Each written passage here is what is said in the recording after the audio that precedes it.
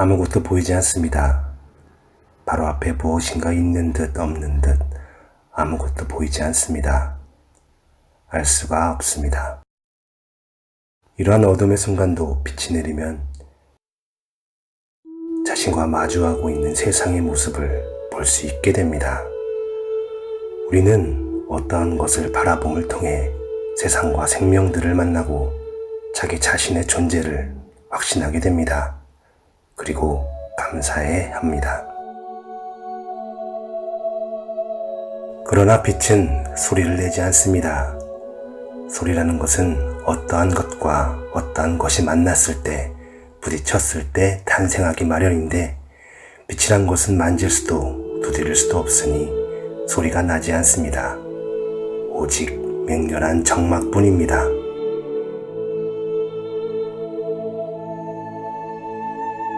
들리지 않는 빛의 소리를 들으려 했던, 머나먼 별들의 소리를 듣고자 했던 맹렬한 정막 속에서 귀 기울이고 또 귀 기울였던 대가야의 약사 우륵을 만나보시겠습니다.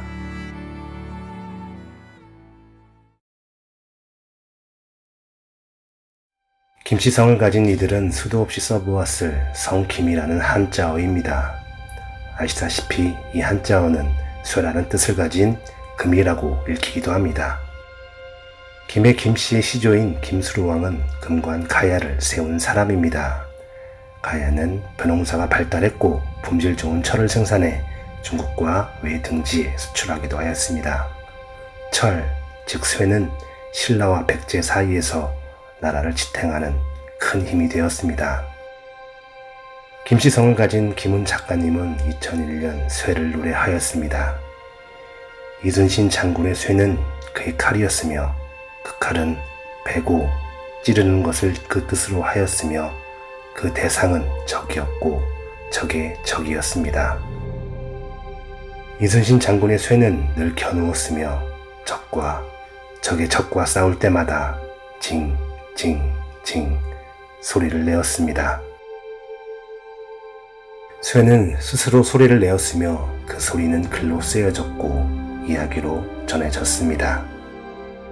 소개해드리고 있는 김은 작가님의 현의 노래에는 오히려 아무런 소리가 들려오지 않습니다. 대가야의 왕 가실왕은 깊은 병에 걸려 남은 날이 얼마 되지 않음을 깨닫고 유언을 남기듯 악사 우룩에게 명을 전합니다. 너희 가야금으로 여러 고을의 소리를 따로따로 만들어라. 고을마다 고을의 소리로 살게 해라. 명을 받들고자 길을 떠난 우륵은 각 고을을 방문하여 전해져 오는 소리를 듣고자 했지만 고을은 가야의 운명처럼 백제와 신라의 침입으로 차례차례 무너지고 있었고 또 흩어지고 없었습니다. 끝없는 참담함을 이겨낸 우륵은 마침내 12줄 가야금을 완성시킵니다.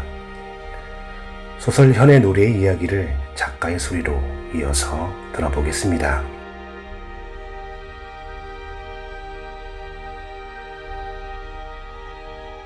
우륵은 12줄짜리 세금을 방구석에 세워놓고 바라보기만 하였다.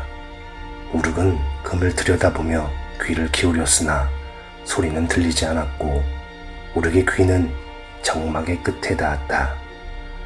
금은 사람의 손가락이 닿지 않아도 바람이 스치지 않아도 새롭게 밀려오는 시간에 부대끼며 스스로 소리를 낼 듯 싶었다. 우륵은 귀를 기울였다. 우륵의 귀는 멀리 나아갔으나 소리는 들리지 않았다. 니모나, 이제 신라가 들이닥치기 전에 가야를 떠나야 한다. 가야를 버려야 한다. 신라가 닥치면 금도 목숨도 온전할 수 없다. 우륵은 지옥을 벗어나 새로운 지옥인 신라로 가고자 했다. 신라를 택한 이유는 목숨을 보존하고자 함이었다. 살아있어야 소리가 소리였다. 그는 소리를 살리고자 했다. 소리를 살리는 것만이 선왕의 뜻을 받드는 유일한 길임을 우륵은 확신했다. 오직 신라만이 새로운 금과 소리를 온전히 보존해 줄 것이라 믿었다. 결국 신라로 귀순한 우륵은 신라의 장군 병부령 이사부와 대면한다. 내 소문에 들었다. 너의 소리가 그리도 절묘하냐? 나의 소리가 아니라 본래 스스로 흘러가는 소리요.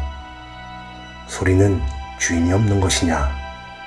소리는 들리는 동안만의 소리고 울리는 동안만의 소리니 아마도 그러할 것이오. 그래, 네가 나에게서 원하는 바가 무엇이냐? 나를 그저 내버려 두시오.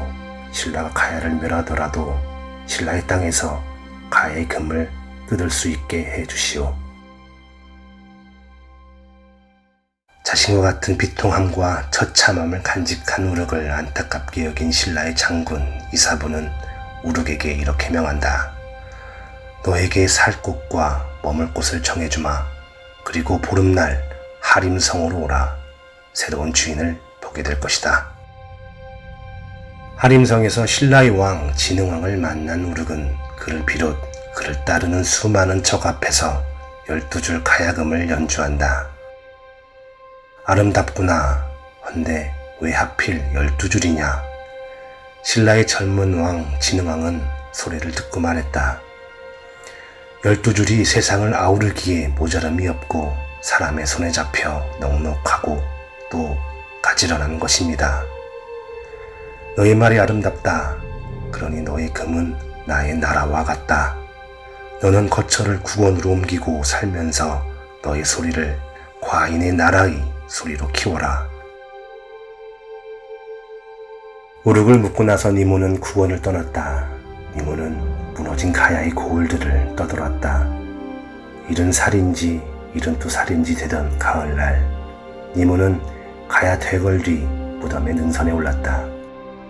불타버린 대궐터에는 검게 그을린 석재들이 나뒹굴었고 봉분들은 팽팽한 하늘 아래서 우뚝했다. 니모는 아라가 묻힌 태자의 봉분 아래 주저앉았다.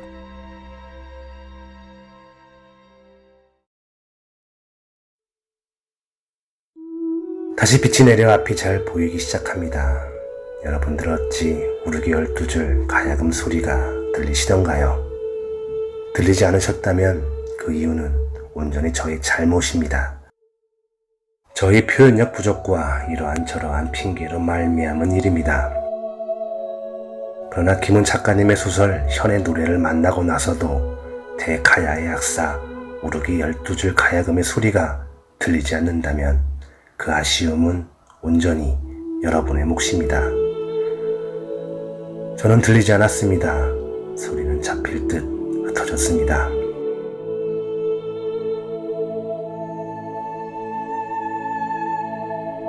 역사적 사실을 배경으로 쓰여진 소설의 특징은 그 결과를 책을 펴기 전에 어느 정도는 알고 있다는 사실입니다. 이야기의 전개나 반전에 관심을 가지는 대신 우리는 과정에 집중할 수 있으며 등장하는 인물에 더욱 몰입할 수 있습니다. 작가의 극히 개인적인 선택을 만날 수 있으며 꼼꼼한 시선을 느낄 수 있습니다. 이야기를 써 내려갈 당시의 작가의 마음을 읽을 수가 있습니다. 김은 작가님에 의해 재탄생한 이순신 장군과 악사우룩과 칼과 현의 노래의 공통점이 있습니다. 오롯이 백성들을 위한 노래라는 것입니다. 군림하는 자들이 아닌 군림할 수 없는 사람들을 향한 노래였다는 점입니다. 나는 아무 편도 아니다. 나는 다만 고통받는 자들의 편이다. 라는 김은 작가님의 소리에, 정막에, 노래에 깊이 공감하는 순간입니다.